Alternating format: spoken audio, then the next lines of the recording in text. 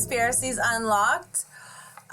Just first of all, I have a slight cough again because I think I'm dying, but that's okay. So I am going to apologize now for all of my coughing in the near future, and sorry about that. Yeah. Anything else to add to that? I feel great, so I'm just hoping I don't get sick from whatever you have. Yeah, I don't think I have anything sick. I just have an allergy or something. I don't know. Anyways, so do you guys remember the housing crisis in 2008?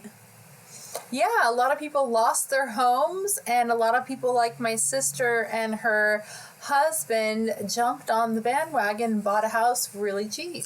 Yeah, and also there were a lot of people that should not have been given home loans, that were given home loans with no way to repay them. So, Ninja Loans is really what was to blame for all that.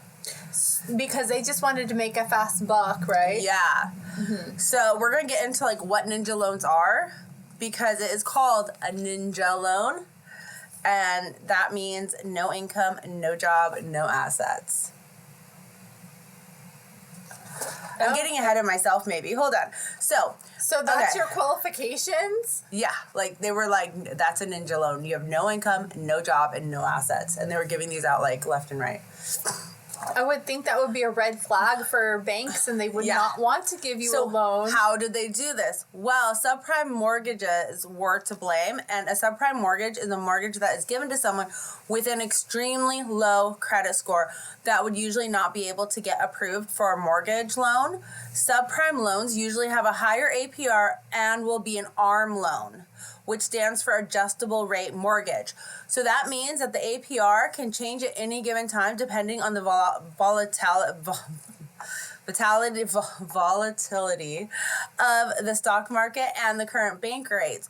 So if you had a loan and you're paying $1,000 a month for your house, let's say, and then all of a sudden the interest skyrockets to, let's say, from 1% to 10%, all of a sudden you have to come up with $1,500 that month.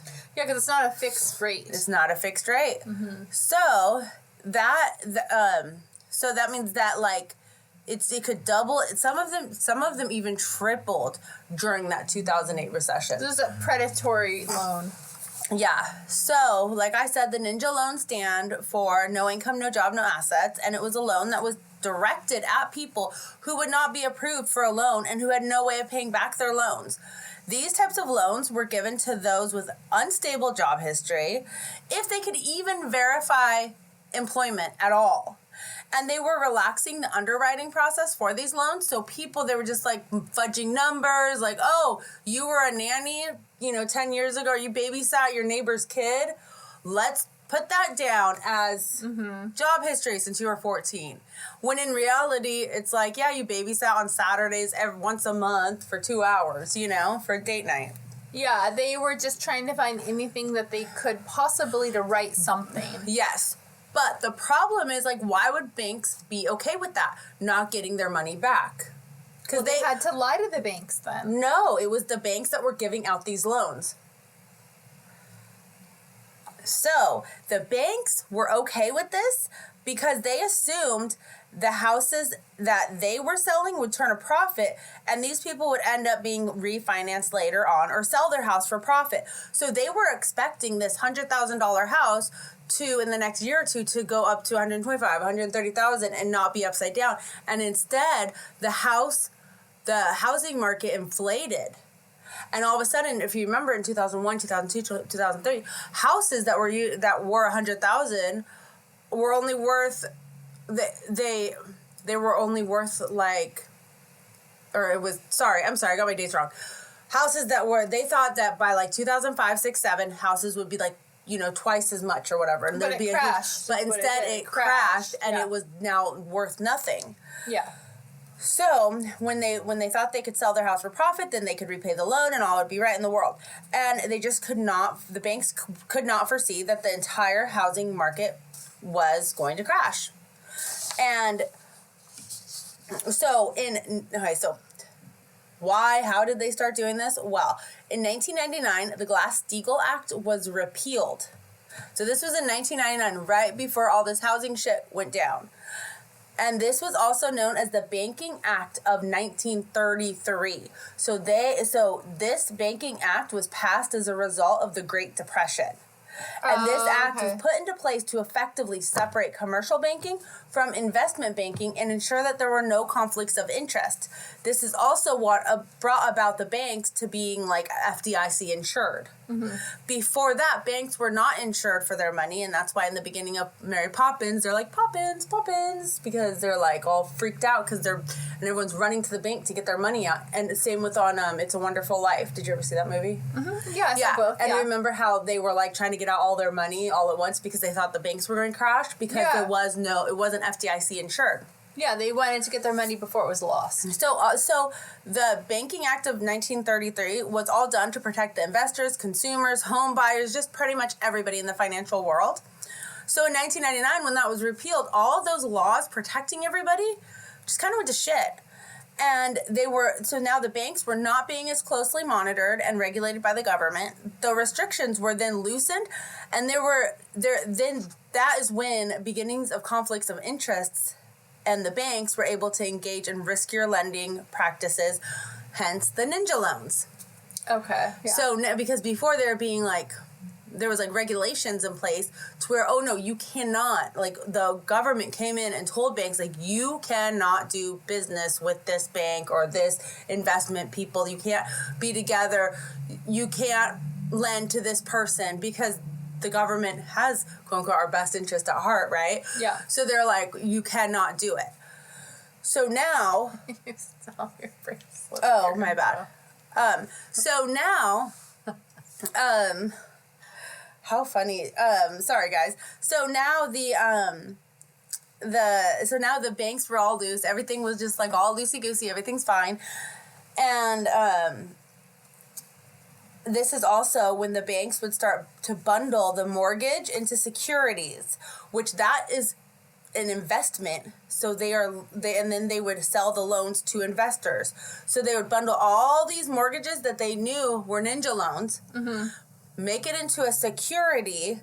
Then they would sell the loan to investors, offloading the risk and exposure from the bank and putting it on everyone else. So it's like they're selling them a lemon car, and they know they are. Yeah. But then they're like, oh, but it looks so pretty like this, and put a nice little bow on it, and here you go. Yeah. And now they have to deal with it, and the banks are off scot-free. It's like deep clean, detail lemon car, put a bow on it. Yeah, exactly. But then you can't start it or go anywhere. Yeah, exactly. So then the credit rating agencies would see that the mortgage investment risk of the bank was low. So they would give the bank a high credit rate because they just offloaded all their high-risk shit. Mm-hmm. And then that would then encourage investors to invest with these banks. They were offloading to these investors these crappy things. Yeah, but it was all bogus. It was all lies. And it was, even though they had all these subprime ninja loans, the risk overall did not look as bad as it was because it was all rolled into a quote-unquote security and had that nice little bow on it, mm-hmm. and they just kept pushing off to the investors. Mm-hmm. Crazy. That's really shady. Shady as fuck. Really shady, and so I feel like that's like against the law, though.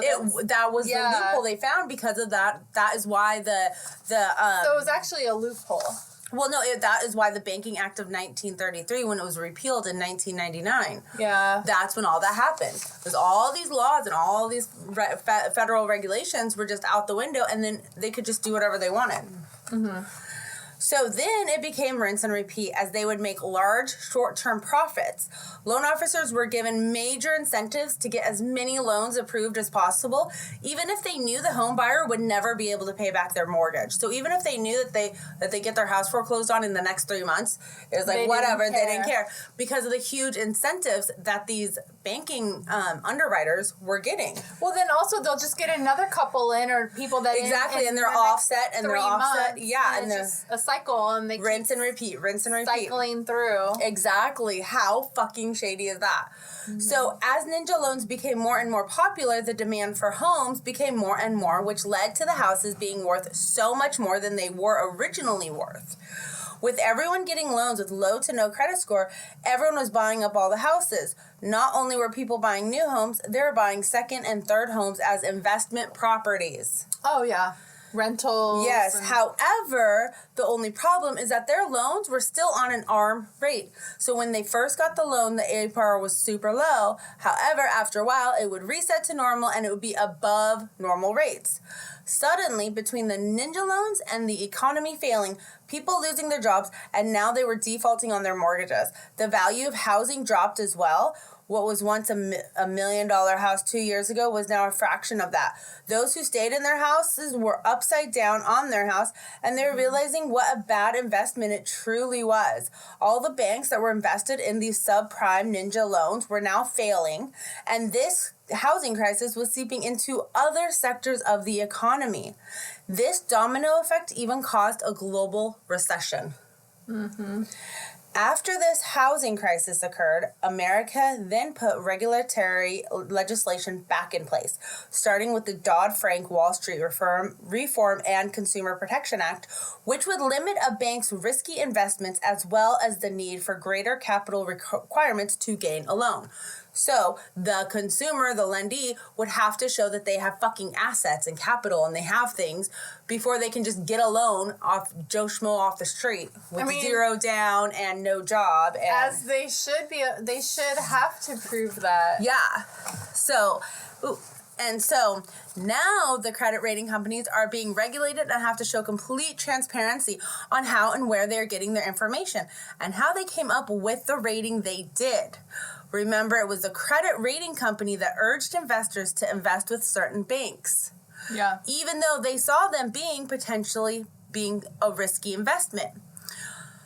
So that is why now whenever you get a credit report, you get all the pages of information about why is your credit that way? Why this? Why did you get denied? What, everything.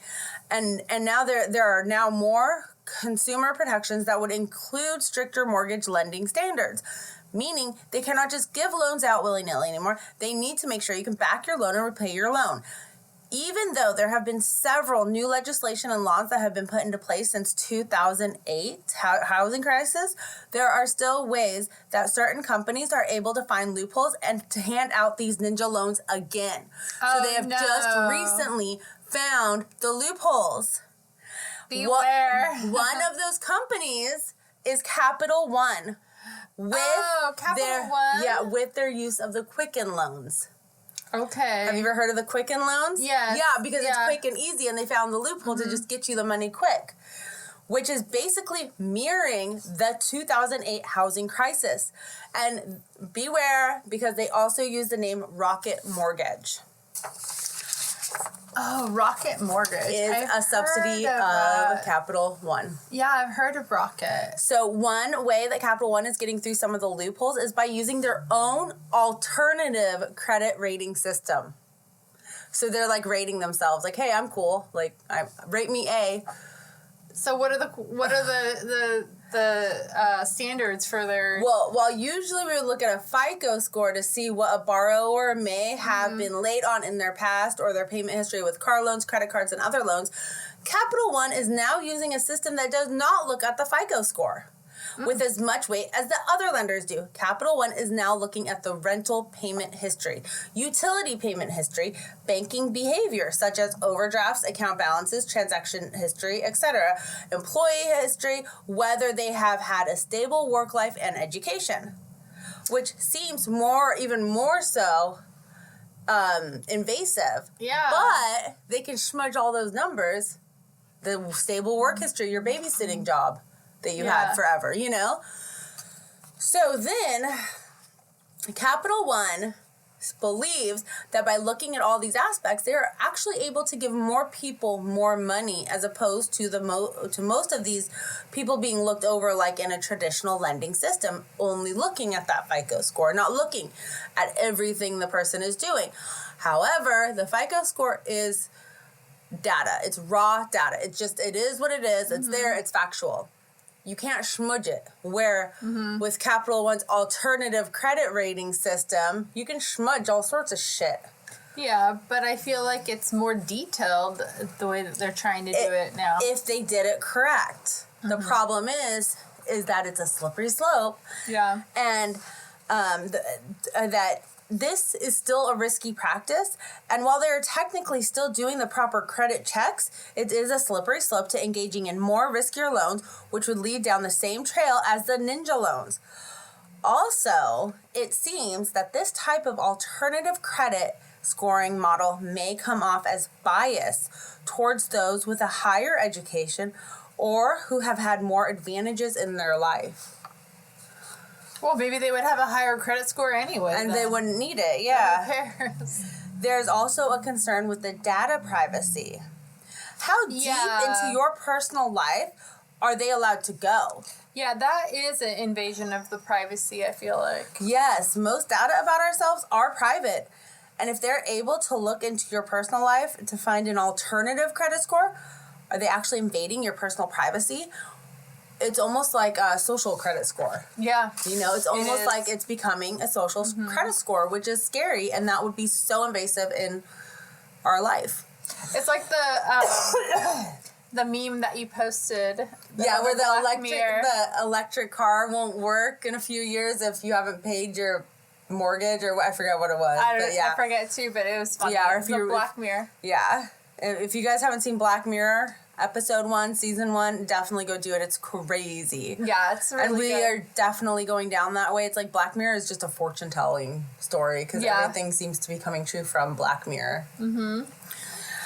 It's like people are going to look back on it like how they look at The Simpsons. Yeah. Be like, oh, they predicted that. Yeah, for sure. And they already are doing social crediting in China. We've talked about that. Yeah, they've been doing that for a while because when we talked about FedNow and the whole... they were already doing it. Yeah, they were already doing it. Yeah, and that was a year and a half ago. So if Capital One does not remain vigilant and self-regulate, there is an imminent danger of the 2008 housing crisis to resurface and happen again. So, where's the conspiracy in all this? If Capital One is truly repeating what they did in 2008, then they would be purposefully inflating the housing market to make the housing prices higher. Then they are collecting the money for lending the money in the first place, plus the interest rate on those high-priced houses. Then after the customer defaults, which the bank already knows they will, they can swoop in and buy the house at a foreclosure low-ball rate. And then they turn around and they sell the property to another buyer that cannot afford it, so they can foreclose on it, buy the property at the foreclosure rate, and the cycle continues over and over and over again, which is exactly what happened in 2008. It's just a loop for them to get money. Yeah, if we don't see it and stop it from happening, we will face the same struggles as we just did almost 20 years ago. It was only 20 years ago. 2008 was, 26 years, or 16 years ago. Yeah. But see, wouldn't this That's way too soon. Wouldn't this only work if the housing crashes again? Because right now the housing is so expensive. It's up. Yeah. Up. It hasn't gone down yet. So people are being forced into houses that they can't really afford because there's no other options. So is Capital One, like, are they trying to increase housing prices and inflate housing prices in order to make it to where everybody has to buy these expensive ass houses? Maybe they're purposefully doing this. But even the rent, because like if you look at places that they're building, which I would consider like the ghetto of San Diego areas. Yeah, no, they're still $1 million condos. Yeah, they're building all these new apartments, and and it's like between I think the lowest I saw was $3,000 to $4,500 a month to rent for like a 1 bedroom in the ghetto. No, they're like 2-3 bedrooms. It has like a parking garage, and it has like, you know, like a pool and like maybe a little weight room or something. Like it's nice, but it's like in the ghetto. Yeah, no, the housing, like not in a nice area. It's just that I'm gonna call it right now that the Quicken Loans is going to be disastrous for this country. I'm calling it now. Mark my words. In a year, when everything is all the shit, I want you to cut out this little video and replay it and be like, look, bitches, Bitches. Jenna was right, and it's not a conspiracy because now it's been proven true. Girl, bye. I forgot bye. we don't say bitches anymore. Well, it depends on who you're talking to. But yeah, it'd be That's like, funny. girl, bye, boy, bye. Yeah, whatever. You people, bye. Bye, yes, bye. Capital One, bye. Right? So that is what a ninja loan is, which I never knew what it was, and I never really understood the housing market crisis or how it really went down. But that is what they did. They were giving loans to people that should never have had loans, and I knew that, but I didn't know the whole like how idea behind it. Yeah. So I thought that was pretty interesting. Yeah, I'm just curious to see what's going to happen here with the new administration. Yeah, I don't know if they can fix all of it. I don't know. I don't know how much.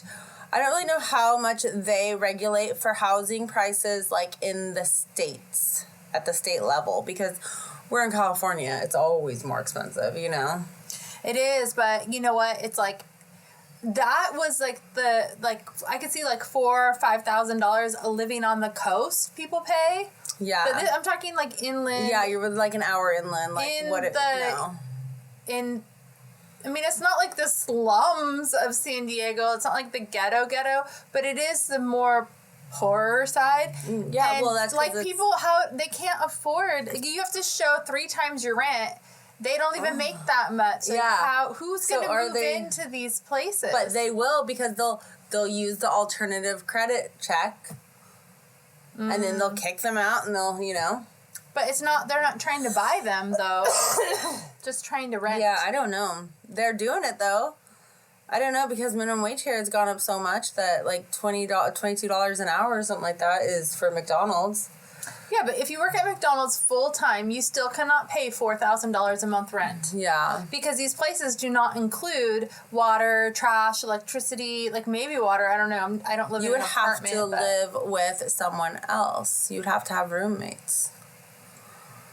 But I don't know. But then they also have laws about how many people can live in one apartment. I think that they're really relaxing those laws nowadays. You'd have to have like 10 2 people. Like how many 2 people per room. More than 2 people. So that'd be like $800. If you're talking minimum wage. Yeah. So unless they have like some kind of subsidized housing, like Section 8 or something. That's like a 10-year wait list. There's no way nobody has time to like wait for that. I don't know. I just think it's wild. Yeah, no, it is. I can't even. So, well, yeah, we're very fortunate where we both live, because we have rent control and everything and all that. So yeah, if we ever got to move, we would just be totally fucked, I feel like.